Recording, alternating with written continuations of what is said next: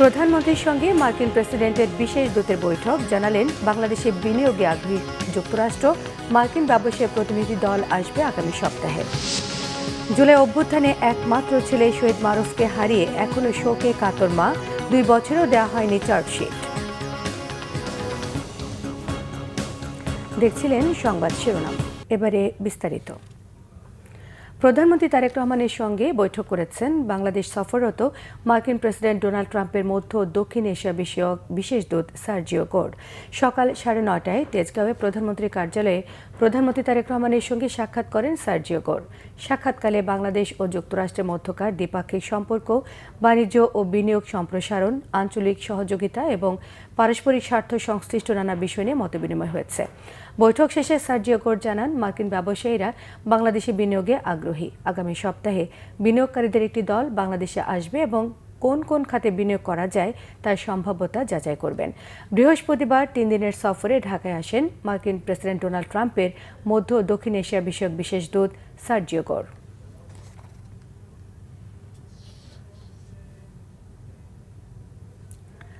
র্যাবের বন্দিশালা TFI sell পরিদর্শন করছেন আন্তর্জাতিক অপরাধ ট্রাইব্যুনালের বিচারক এবং আইনজীবীরা। উত্তরা র্যাব 1-এ আছেন সহকর্মী সৈকত সাদিক, সরাসরি যুক্ত হচ্ছে তার সঙ্গে। সৈকত, র্যাবের বন্দিশালা পরিদর্শনের বিষয়ে আপনার কাছে কি তথ্য আছে? সংশ্লিষ্টরা কি বলছেন?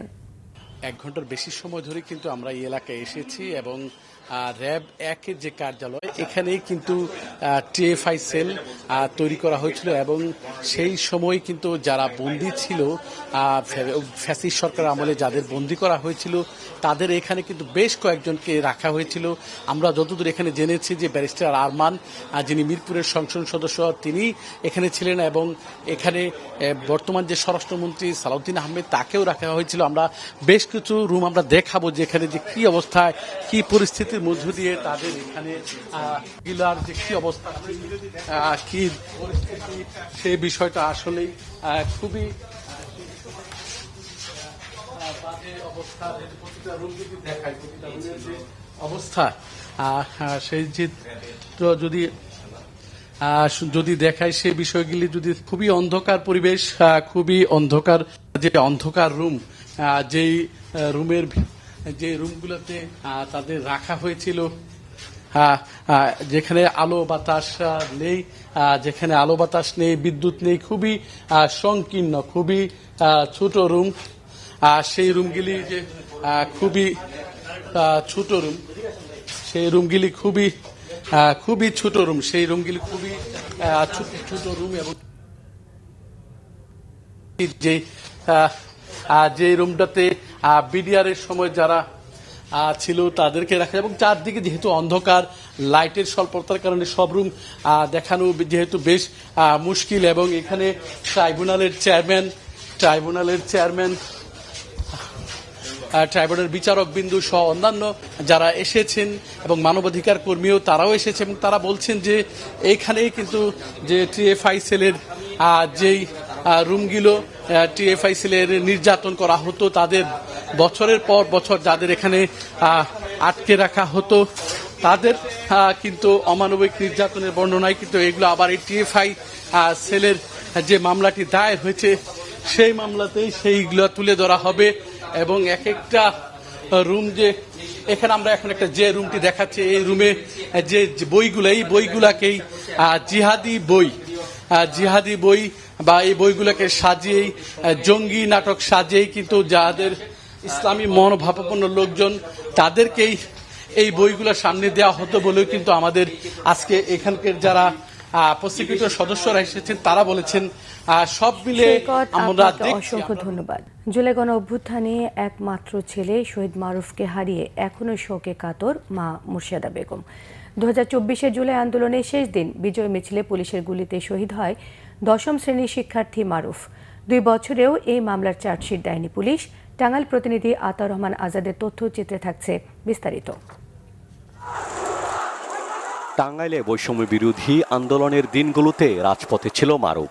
প্রতিটি দিন কেটেছে তার মিছিল আর স্লোগানে। 5 আগস্ট পতন ঘটে ফ্যাসিস্ট শেখ হাসিনার, কিন্তু তখনও সক্রিয় ছিল হাসিনার পুলিশ বাহিনী। বিজয় মিছিল যখন শহরের প্রধান সড়কে আসে তখনই গুলি ছুড়ে পুলিশ। এতে শহীদ হয় মারুফ। ছেলের সেই ছবি বুকে নিয়ে আহাজারি করছেন মা মুর্শেদা বেগম। মারুফকে নিয়ে অনেক স্বপ্ন ছিল তার মা বাবার, কিন্তু ঘাতকের বুলেট চিরতরে কেড়ে নেয় সেই স্বপ্ন। এখন সন্তান হত্যার বিচারই একমাত্র চাওয়া তার মায়ের। আমার ছেলের হত্যার বিচার যেন দ্রুত কার্যকরী করা হয় এবং চার্জশিট সম্পন্ন করে দ্রুত, মানে আমি আমার সন্তান কেন সারা বাংলাদেশের সকল শহীদের হত্যার বিচার যেন দ্রুত সম্পন্ন করা হয়। 2024-এর আন্দোলনে টাঙ্গাইলে 9 জন শহীদ ও কয়েকশো আহত হন। এইসব ঘটনায় দায়ের করা মামলার এখনো চার্জশিট দেয়নি পুলিশ। আমরা প্রত্যেকটা মানুষ শহীদ মারুফ, শহীদ ইমন সহ সারা বাংলাদেশের প্রত্যেকটা শহীদের বিচার চাই। মারুফ সহ যে 9 জন শহীদ হয়েছেন তাদের যে প্রকৃত হত্যাকারী তাদের বিচার নিশ্চিত করা হোক। সরকারের কাছে আমি দাবি জানাচ্ছি অবিলম্বে এই মানব হত্যা মামলার চার্জশিট প্রদান করার জন্য। 1400 শহীদ সারা বাংলাদেশে শহীদ হয়েছে, তাদের যদি বিচার না হয়, এই শহীদের হত্যাকারীদের বিচার না হয়, তাহলে এই পরিবারগুলো কোথায়, কিসের আশায় তারা থাকবে? শুধু কি আপনি অর্থ দিয়েই কি তাদের সান্ত্বনা দিতে পারেন? এটা কি সম্ভব? সরকারি আইনজীবী বলছেন অনেক আসামি হওয়ায় পরিচয় যাচাই বাছাই করতে সময় লাগছে। জুলাই আন্দোলনের যারা হামলাকারী, যারা অপরাধের সাথে জড়িত, অবশ্যই তাদের বিচার এই সরকার করবে এবং এই তদন্তের যে পর্যায়টা, এত আসামি আন্দোলনকারীদের উপরে আক্রমণ করেছে, যেটা সঠিক যাচাইয়ের জন্যই তদন্তের প্রক্রিয়ার কারণেই দেরি হচ্ছে। শুধু সময়ক্ষেপণ নয়, দ্রুত রায় ও তা কার্যকর হবে এমনটাই আশা সবার। Bangla vision news desk. বরিশালে 350 মেগাওয়াট বিদ্যুৎ কেন্দ্রের দূষণে বরগুনার তালতলিতে ছড়িয়ে পড়েছে নানা রোগ ব্যাধি। কিন্তু এই বিদ্যুৎ কেন্দ্রটির গল্প শুধু দূষণের নয়, আছে জোরপূর্বক 450 পরিবারের জমি দখল করে নেওয়া এবং নদী খাল দখলেরও অভিযোগ। বরগুনা থেকে ফিরে কেফায়েত শাকিলের 2 পর্বের ধারাবাহিকের আজ থাকছে দ্বিতীয় পর্ব। ফাতেমা আক্তার বরগুনার তালতলি উপজেলার নিশানবাড়ি ইউনিয়নের সাবেক ইউপি সদস্য। আজ যেখানে বরিশাল 350 মেগাওয়াট কয়লা ভিত্তিক তাপ বিদ্যুৎ কেন্দ্র, সেখানেই ছিল তার দোতলা বাড়ি, যা স্থানীয় প্রভাবশালীদের সহযোগিতায় দখল করে নেয় বিদ্যুৎ কেন্দ্র কর্তৃপক্ষ। এখন পাশের গ্রামে ছোট্ট ঘরে তার বসত। ফাতেমার অভিযোগ, জমি দখলের প্রতিবাদ করার অপরাধে এখনো পালিয়ে বেড়াতে হচ্ছে তার পরিবারের পুরুষ সদস্যদের। আমাকে জমি যে সময় প্রথম দখলে নেই, সেই সময় আমাকে চাঁদাবাজি মামলায় দিচ্ছে। আমাকে ফ্যামিলি যত আছে ওয়ারিশ এই জমির চাঁদাবাজি মামলা দিয়ে এত হরানিতে রাখছে, আমরা পলাইছি। গোরস্থানের মধ্যেও যাই রাতে রয়েছি, 25 জন 30 জন পুলিশ। ফাতেমার মতো বড় অঙ্কুজান পাড়ার জমি হারানো 450 পরিবারের পক্ষে নেতৃত্ব দিচ্ছেন সুলতান শিকদার। তার দাবি, 90-এর দশকের শেষের দিকে পায়রা নদীতে জেগে ওঠা খোট্টার চরের জমি 99 বছরের জন্য ভূমিহীনদের বন্দোবস্ত দেয় সরকার, অথচ সেই জমির বড় অংশই দখল করে শুরু হয় বিদ্যুৎ কেন্দ্র নির্মাণের কাজ। নথিপত্র বলছে 2017 সালে নির্মাণ শুরু হলেও জেলা প্রশাসন বিদ্যুৎ কেন্দ্রকে জমি বরাদ্দই দিয়েছে 2023 সালের অক্টোবরে। ততদিনে বিদ্যুৎ উৎপাদনও শুরু হয়ে যায়। সুলতান শিকদারের দাবি, সেই বরাদ্দ বৈধ নয়, কারণ জমি নিয়ে মামলা এখনো বিচারাধীন। জমি এই মাথা থেকে ওই মাথায় কেনছে এক ডাক, এই মাথা কেনছে এক ডাক, এরকম কিনা টোটাল জমি বাউন্ডারি দিয়েছে, মাঝখানে জমিগুলো ফালাইয়া, আমাদের জমিগুলো ফালাইয়া। আমাদের জমি যখন লিজ দিয়েছে তখন কি আদালত দেখছিল না আইন কি এক পক্ষে? আমাদের কোনো আইন নাই। শুধু জনগণের জমি দখল করা নয়, বিদ্যুৎ কেন্দ্রটির বিরুদ্ধে নদী দখল ও খাল ভরাটের অভিযোগ তুলেছে খোদ জাতীয় নদী রক্ষা কমিশনই। খালগুলো ভরাটের কারণে ওই এলাকায় জলাবদ্ধতার সৃষ্টি ও কৃষি জমির ব্যবহারযোগ্যতা হারাচ্ছে। শুভ সন্ধ্যা সমুদ্র সৈকত থেকে বালু তুলে বিদ্যুৎ কেন্দ্রের জমি ভরাট করায় উপকূলে ভাঙন প্রকট হয়েছে বলে অভিযোগ স্থানীয়দের। এই সমুদ্র সৈকতটি আগে ছিল আরো অনেক দূরে, কিন্তু ভাঙতে ভাঙতে এভাবে গাছ মরতে মরতে এখন এটি একেবারেই মূল ভূখণ্ডের কাছে চলে এসেছে।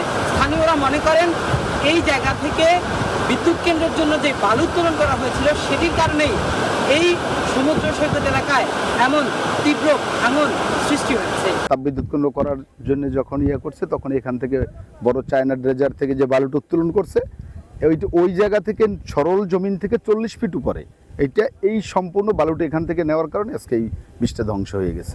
জাতীয় নদী রক্ষা কমিশনের তৎকালীন চেয়ারম্যান বলছেন, নদী খাল দখল, সৈকত থেকে বালু তোলা সহ বিদ্যুৎ কেন্দ্রটির পরিবেশগত বিভিন্ন ক্ষতিকর দিক তুলে ধরে সরকারের সব সংস্থাকেই জানিয়েছেন তারা, কিন্তু আমলে নেয়নি কেউই। আমরা জাতীয় নদী রক্ষা কমিশন থেকে যে রিপোর্ট দিয়েছি এবং গভর্নমেন্টকে এটা না দেওয়ার জন্য যেটা বলেছি যে এটা প্রোটেক্ট করতে হবে, এই জমিতে এরকম করা যাবে না, আর একই সাথে পরিবেশ বিনষ্ট হয়ে যাবে।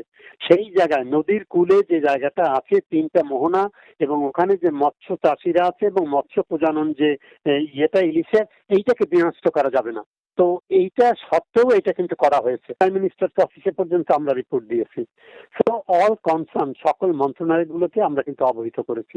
নানা পর্যায়ে তাদের প্রভাব খাটিয়ে তারা এটা করছে বলে মনে হয়। জমি দখল থেকে আজ পর্যন্ত এসব সমস্যার বিষয়ে বিদ্যুৎ কেন্দ্র এবং সরকারের বিভিন্ন দপ্তরে ঘুরলেও কোনো প্রতিকার পাচ্ছেন না বলে অভিযোগ স্থানীয়দের। তৈরি করার সময় থেকে আমরা এখন পর্যন্ত অবধি আমরা এটার কথাই বলতেছি, কিন্তু এদের যে কর্তৃপক্ষ আমাদের এই কথার কোনো জবাবও দিচ্ছে না, আমরা তাদের মুখ থেকে শুনতে পাচ্ছি না। সব আইন উপেক্ষা করে এই তাপবিদ্যুৎ কেন্দ্রটা এখন পর্যন্ত চলছে। বাংলাদেশ বিদ্যুৎ উন্নয়ন বোর্ড বলছে, বিদ্যুৎ কেন্দ্রটির অপরাধের তথ্য প্রমাণ পেলে অবশ্যই ব্যবস্থা নেবে সংস্থাটি।